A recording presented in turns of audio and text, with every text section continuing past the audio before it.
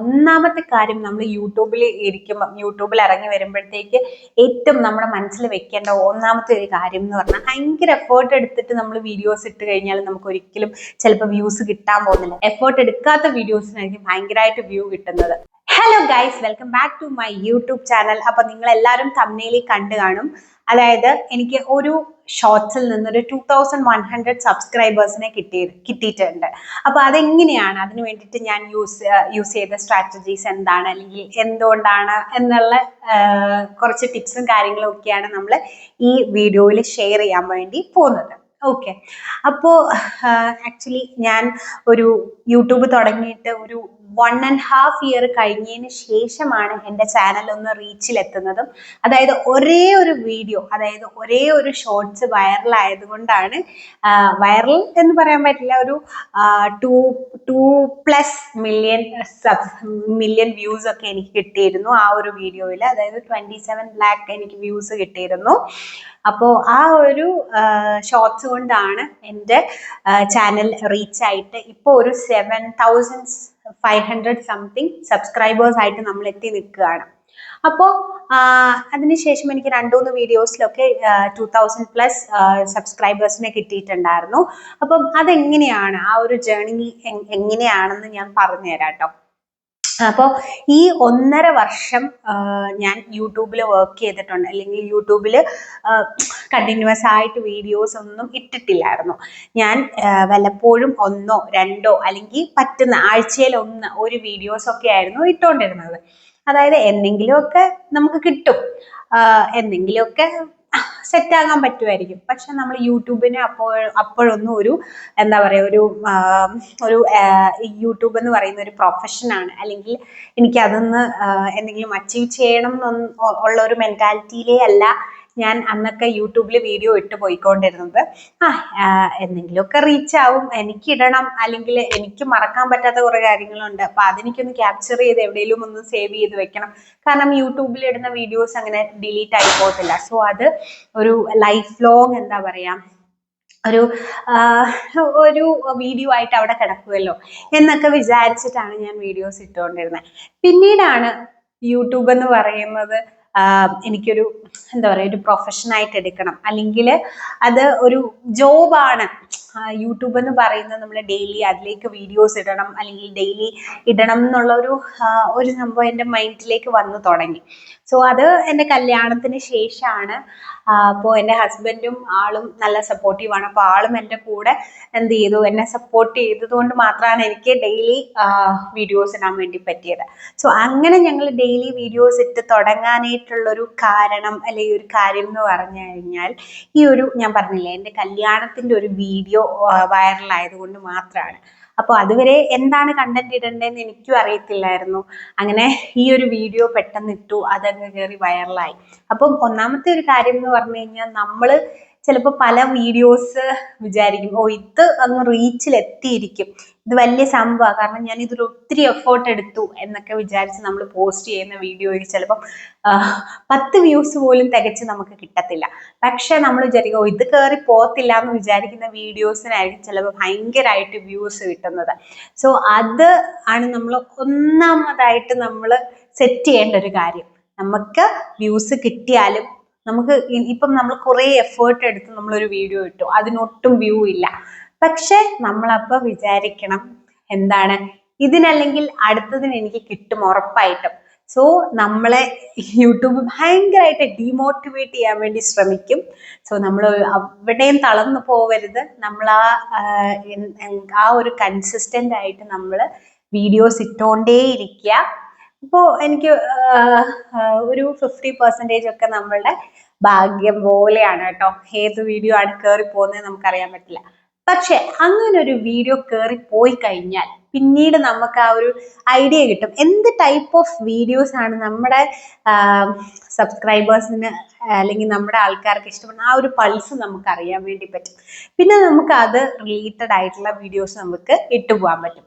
So അപ്പോൾ എന്തായാലും ഞാൻ ഇത്രയൊക്കെ പറഞ്ഞു വന്നു. നമ്മുടെ മെയിൻ ടോപ്പിക്കിലേക്ക് എത്തിയിട്ടില്ല. എന്തുകൊണ്ടാണ് എനിക്ക് ഇത്രയും സബ്സ്ക്രൈബേഴ്സിനെ ഒരു വീഡിയോയിൽ നിന്ന്, എൻ്റെ ഒരു എൻ്റെ റീച്ചായ വീഡിയോയിൽ നിന്നല്ല കേട്ടോ, അതിനുശേഷം ഇട്ടൊരു വീഡിയോയിൽ നിന്നാണ് എനിക്ക് 2000+ സബ്സ്ക്രൈബേഴ്സിനെ കിട്ടിയിട്ടുണ്ട്. അപ്പൊ അതിന് വേണ്ടിയിട്ട് ഞാൻ യൂസ് ചെയ്തിട്ടുള്ള കുറെ സ്ട്രാറ്റജീസ് ഒക്കെയാണ്. അപ്പൊ ഇത്രയും കാര്യങ്ങൾ ഞാൻ പറഞ്ഞു വന്ന എന്താണെന്ന് വെച്ച് കഴിഞ്ഞാൽ, നിങ്ങളിൽ പലർക്കും ഇപ്പോഴും നിങ്ങൾ വീഡിയോസ് ഇട്ടുകൊണ്ടിരിക്കുന്നുണ്ടായിരിക്കും, ചിലപ്പോൾ വ്യൂസ് ഇല്ലായിരിക്കും. പക്ഷേ ഇന്നല്ലെങ്കിൽ നാളെ ഉറപ്പായിട്ടും നിങ്ങളുടെ വീഡിയോ റീച്ച് ആകും. ഒന്നാമത്തെ കാര്യം, നമ്മൾ യൂട്യൂബിൽ ഇറങ്ങി വരുമ്പോഴത്തേക്ക് ഏറ്റവും നമ്മുടെ മനസ്സിൽ വെക്കേണ്ട ഒന്നാമത്തെ ഒരു കാര്യം എന്ന് പറഞ്ഞാൽ, ഒരുപാട് ആൾക്കാർ നമ്മളെ നെഗറ്റീവ് പറയാനായിട്ടുണ്ടായിരിക്കും. അയ്യോ നിന്റെ ഒരു യൂട്യൂബ് ആര് കാണാനാ, അങ്ങനെയൊക്കെ പറഞ്ഞ് കുറേ നെഗറ്റീവ്സ് ആക്ച്വലി നമ്മുടെ ഫ്രണ്ട്സിൽ നിന്ന് തുടങ്ങി, നമ്മുടെ ഫാമിലീസിൽ നിന്ന് തുടങ്ങി, എന്താ പറയാ, നമ്മുടെ ചുറ്റുമുള്ള ആൾക്കാരിലേക്ക് വരെ അത് അങ്ങനെ വരാം. പക്ഷെ അതിലൊന്നും നമ്മൾ ഒരിക്കലും ഡിമോട്ടിവേറ്റ് ആകരുത്.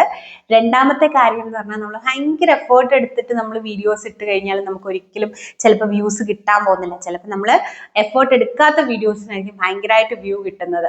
സോ അത് ഒന്ന് മനസ്സിൽ വെക്കുക കേട്ടോ.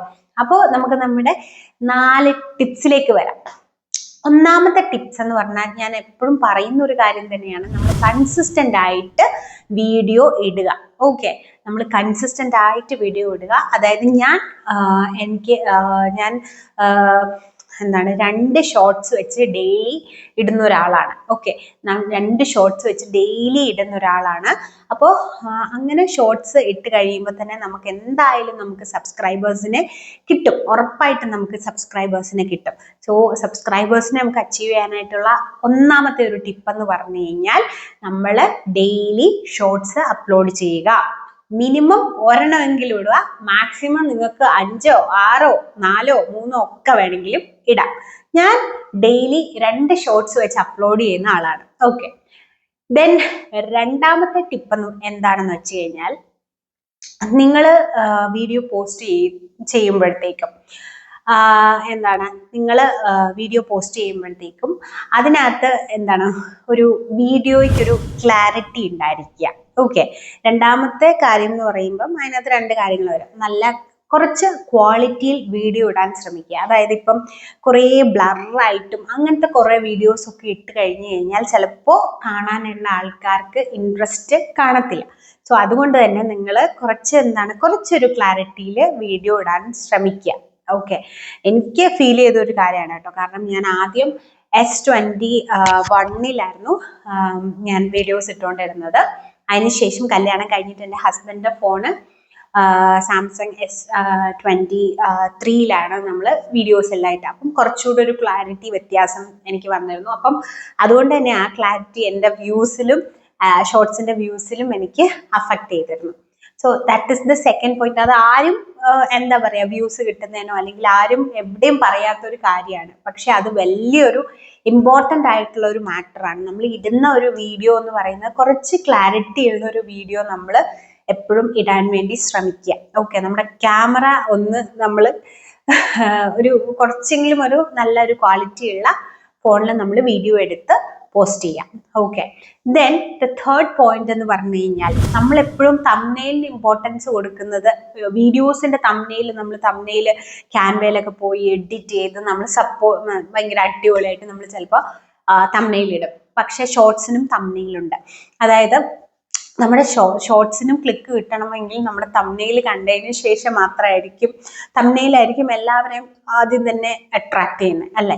അപ്പോൾ നമ്മളിപ്പം ഷോർട്സിനകത്ത് ഞാനിടുന്ന ഷോർട്സ് എന്ന് പറഞ്ഞു കഴിഞ്ഞാൽ ഇപ്പോൾ കപ്പിൾസിൻ്റെ ഫണ്ണി ആയിട്ടുള്ള വീഡിയോസ് ആയിരിക്കും. അപ്പോൾ അതിനകത്ത് ഫണ്ണി ആയിട്ട് തോന്നുന്ന ഏതെങ്കിലും ഒരു പോർഷൻ ആയിരിക്കും ഞാൻ ഷോർട്സ് ആയിട്ട് ഇടുന്നത്. അപ്പോൾ നമുക്ക് ആ ഒരു ഷോർട്സ് പോസ്റ്റ് ചെയ്തതിന് ശേഷം അവിടെ ഒരു അതായത് ഒരു പെന്നിന്റെ ഒരു ഐക്കൺ ഉണ്ടായിരിക്കും. അപ്പൊ അതിൽ ക്ലിക്ക് ചെയ്ത് കഴിയുമ്പോൾ നമുക്ക് ആ ഒരു ഫുൾ വീഡിയോയിൽ ഇങ്ങനെ ഒരു ലെങ്ത്തിൽ കാണാൻ പറ്റും. സോ നമുക്ക് അത് സ്ക്രോൾ ചെയ്യാൻ പറ്റും ആ വീഡിയോന്റെ മണ്ടയ്ക്ക്. അങ്ങനെ സ്ക്രോൾ ചെയ്ത് ഏത് പോർഷനിൽ വെക്കുന്നോ അത് നമ്മളുടെ തംബ്നെയിലായിട്ട് വരും. ഓക്കെ, അതുപോലെ തന്നെ നിങ്ങൾക്ക് ഈ ഷോർട്സിനകത്ത് നിങ്ങൾ ഒറ്റ സെക്കൻഡ് വല്ലതും നിങ്ങൾക്ക് ഇപ്പോൾ എന്തെങ്കിലും ഒരു പർട്ടിക്കുലർ ഇമേജ് ഇടണമെങ്കിൽ ഒറ്റ സെക്കൻഡ് വല്ലോ ഈ വീഡിയോയിൽ ആ ഇമേജ് ആദ്യമോ അല്ലെങ്കിൽ അവസാനമോ ആഡ് ചെയ്ത് കഴിഞ്ഞാൽ അത് നമുക്ക് തംബ്നെയിലായിട്ട് വെക്കാം. ഓക്കെ, അപ്പൊ ഷോർട്സിന് നമുക്ക് തംബ്നെയിൽ ഉണ്ട്. ഓക്കെ, ആ തംബ്നെയിൽ അട്രാക്റ്റീവ് ആയിട്ടുള്ള ഒരു തംബ്നെയിൽ വെക്കാൻ വേണ്ടി ശ്രമിക്കുക. സോ ദ ഫസ്റ്റ് പോയിന്റ് എന്ന് പറഞ്ഞാൽ, റെഗുലർലി നിങ്ങൾ മിനിമം ഒരു ഷോർട്സ് എങ്കിലും പോസ്റ്റ് ചെയ്യുക. ആൻഡ് സെക്കൻഡ് വൺ എന്ന് പറഞ്ഞാൽ കുറച്ച് ക്ലാരിറ്റി ഉള്ള വീഡിയോസ് അപ്ലോഡ് ചെയ്യാൻ വേണ്ടി ശ്രമിക്കുക. എപ്പോഴും നല്ല ക്ലാരിറ്റി ഉണ്ടെങ്കിൽ നല്ലൊരു എന്താ പറയുക, കുറച്ച് നല്ല വ്യൂസ് കിട്ടും. ഇപ്പോൾ പോലും എന്നോട് കുറേ പേര് പറയാറുണ്ട് ക്ലാരിറ്റി കുറച്ചുകൂടി ഇമ്പ്രൂവ് ചെയ്യാനായിട്ട്. സോ എല്ലാവരും ആ ഒരു ക്ലാരിറ്റി എന്ന് പറയുന്നത്, നമ്മുടെ വീഡിയോയുടെ ക്ലാരിറ്റി എന്ന് പറയുന്നത് എല്ലാവരും എക്സ്പെക്ട് ചെയ്യുന്ന ഒരു കാര്യമാണ്. സോ ദ തേർഡ് പോയിന്റ് എന്ന് പറഞ്ഞാൽ ഞാൻ പറഞ്ഞതുപോലെ തന്നെ തംബ്നെയിൽ. ഓക്കെ, ദെൻ പിന്നെ ഒരു ഫോർത്ത് പോയിന്റ് എന്ന് പറയുന്നത്, നമ്മൾ ഷോർട്സ് അപ്ലോഡ് ചെയ്ത് കഴിയുമ്പോൾ നമ്മൾ എന്ത് ചെയ്യണം, അതിന് ആപ്റ്റ് ആയിട്ടുള്ള അല്ലെങ്കിൽ നമുക്കൊരു ക്യാച്ചി ആയിട്ടുള്ള ഒരു തംബ്നെയിൽ കൊടുക്കാൻ വേണ്ടി ശ്രമിക്കുക. തംബ്നെയിൽ അല്ല, ക്യാച്ചി ആയിട്ടുള്ള ഒരു ക്യാപ്ഷൻ കൊടുക്കാൻ വേണ്ടി ശ്രമിക്കുക. തംബ്നെയിൽ ഓൾറെഡി കൊടുത്തു, അതിനുശേഷം നമ്മൾ ക്യാച്ചി ആയിട്ടുള്ള ഒരു ക്യാപ്ഷൻ കൊടുക്കാൻ വേണ്ടി ശ്രമിക്കുക. ആൻഡ് ക്യാപ്ഷൻ കൊടുക്കുന്നതിൻ്റെ കൂട്ടത്തിൽ തന്നെ നമ്മൾ കുറച്ച് എപ്പോഴും നമ്മൾ ഷോർട്ട് ഫീഡ് അതുപോലെ തന്നെ ഷോർട്സ് എന്ന് പറയുന്ന ഈ 2 ഹാഷ്ടാഗുകൾ ഒരിക്കലും നമ്മൾ ആഡ് ചെയ്യാൻ മറന്നു പോകരുത്. Okay, short feed and shorts എന്ന് പറയുന്നത്, ഷോർട്ട് ഫീഡിലൂടെയാണ് നമുക്ക് കൂടുതലായിട്ടും ഷോർട്സ് റീച്ച് ആകുന്നത്. ഓക്കെ, നമ്മളിപ്പം എക്സ്റ്റേണലി ഷെയർ ചെയ്യുന്നത്. അപ്പം അതായത് യൂട്യൂബ് തന്നെ യൂട്യൂബിൻ്റെ ഷോർട്ട് ഫീഡിലേക്ക് നമ്മുടെ വീഡിയോസ് കൊണ്ടുവരണം. സോ ഷോർട്ട് ഫീഡ് എന്ന് പറയുന്ന ഒരു ഹാഷ്ടാഗ് നമ്മൾ ഒരിക്കലും ഏത് ഷോർട്സ് പോസ്റ്റ് ചെയ്ത് കഴിഞ്ഞാലും ഷോർട്ട് ഫീഡ് എന്ന് പറഞ്ഞ് നമ്മൾ ഹാഷ്ടാഗ് ആഡ് ചെയ്യുക, #ഷോർട്സും ആഡ് ചെയ്യുക. #ഷോർട്സ് എന്ന് കൊടുക്കുമ്പോഴാണ് അത് ഷോർട്സ് ആണെന്ന് മനസ്സിലാവുള്ളൂ. സോ അതുകൊണ്ട് ഈ 2 ഹാഷ്ടാഗ്സും നമ്മുടെ ക്യാപ്ഷനിൽ കൊടുക്കുക. സോ അടുത്ത അവിടെ ശ്രദ്ധിക്കേണ്ട, അതായത് നമ്മൾ പോസ്റ്റ് ചെയ്യുമ്പം #ഹാഷ്ടാഗ് കൊടുക്കുന്നു, അതുപോലെ തന്നെ ക്യാപ്ഷൻ കൊടുക്കുന്നു, #ഹാഷ്ടാഗ് കൊടുക്കുന്നു, and we have A shorts, അതുപോലെ തന്നെ ടാഗ് എന്ന് പറയുന്ന ഒരു ബോക്സ് ഉണ്ടായിരിക്കും. ടാഗും നമ്മൾ ആഡ് ചെയ്ത് കൊടുക്കാം.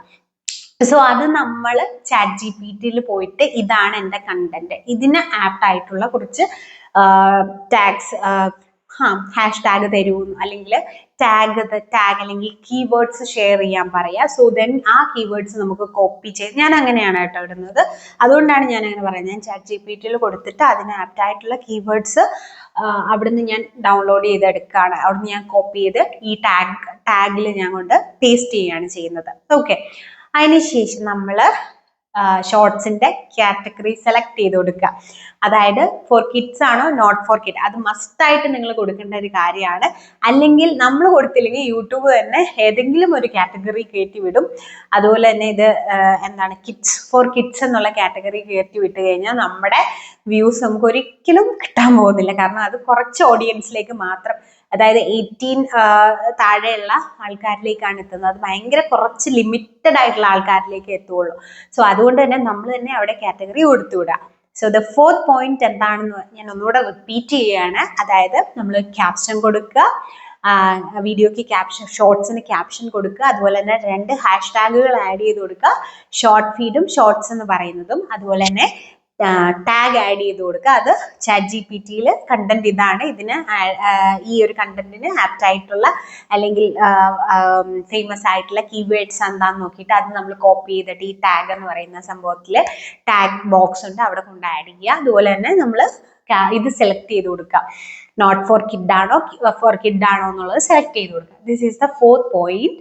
ആൻഡ് ഫിഫ്ത്ത് ഞാൻ അത്ര സ്ട്രെസ് ചെയ്ത് പറയുന്നില്ല, ഓൾറെഡി ഞാൻ നമ്മുടെ പഴയ വീഡിയോസിൽ പറഞ്ഞിട്ടുള്ളത് കൊണ്ടാണ് ഞാൻ പിന്നെ 4 പോയിന്റ്സ് എന്ന് പറയുന്നത്. ഓക്കെ, ഫിഫ്ത്ത് പോയിന്റ് എന്താണെന്ന് പറഞ്ഞു കഴിഞ്ഞാൽ, ഞാൻ നോർമലി പറഞ്ഞിട്ടുള്ള സംഭവം തന്നെ, നിങ്ങൾ അപ്ലോഡ് ചെയ്യുന്നത് ഒരു പർട്ടിക്കുലർ ടൈമിലാണെങ്കിൽ ആ ഒരു ടൈമിൽ തന്നെ അപ്ലോഡ് ചെയ്യാൻ വേണ്ടി ശ്രദ്ധിക്കുക. അതായത് നിങ്ങൾക്ക് ഇപ്പോൾ ഒരു 10 സബ്സ്ക്രൈബേഴ്സ് ഉള്ളൂ, അപ്പോൾ അതിനകത്ത് നമുക്കൊരു 2 ആൾക്കാരെ മാത്രമാണ് നമ്മുടെ വീഡിയോസ് കണ്ടുകൊണ്ടിരിക്കുന്നത്. നമ്മൾ ഉച്ചയ്ക്ക് ഒരു 2 മണിക്കാണ് നമ്മുടെ വീഡിയോസ് ഡെയിലി ഇട്ടുകൊണ്ടിരിക്കുന്നത്. അപ്പോൾ നമ്മൾ സൺഡേ വന്നിട്ട് വേറൊരു ടൈമിലിട്ടാൽ ഇവർ ആ ഒരു ടൈമിൽ, ഈ 2 ആൾക്കാർ ആ ടൈമിന് വേണ്ടി വെയിറ്റ് ചെയ്തിരിക്കുകയായിരിക്കും.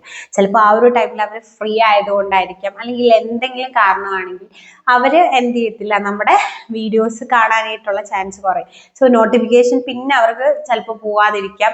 അപ്പോൾ നമ്മുടെ എന്താ പറയുക, വീഡിയോസ് കാണുന്നതിൻ്റെ ഇത് വീഡിയോയിലേക്ക് വീഡിയോ അവർ കാണുന്നത് കുറയാം. ഓക്കെ, സോ ആ ഒരു 2 ജെന്യൂൻ ആയിട്ടുള്ള ആ ഒരു 2 സബ്സ്ക്രൈബേഴ്സിന് നമുക്ക് ചിലപ്പോൾ നഷ്ടപ്പെടാം. ഓക്കെ, അപ്പൊ അതുകൊണ്ട് തന്നെ നമ്മൾ ഒരാളായിക്കോട്ടെ, 2 ആളായിക്കോട്ടെ, അല്ലെങ്കിൽ 3 ആളായിക്കോട്ടെ, നമ്മൾ കറക്റ്റ് ടൈമിൽ ഇടാൻ വേണ്ടി ശ്രമിക്കുക.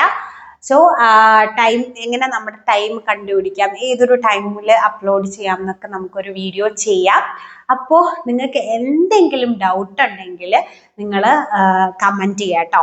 അപ്പോൾ നമുക്ക് ആ ഒരു കമൻറ്റിനെ ബേസ് ചെയ്തിട്ടൊക്കെ ഇനി ഓരോ വീഡിയോസൊക്കെ ചെയ്ത് പോവാം.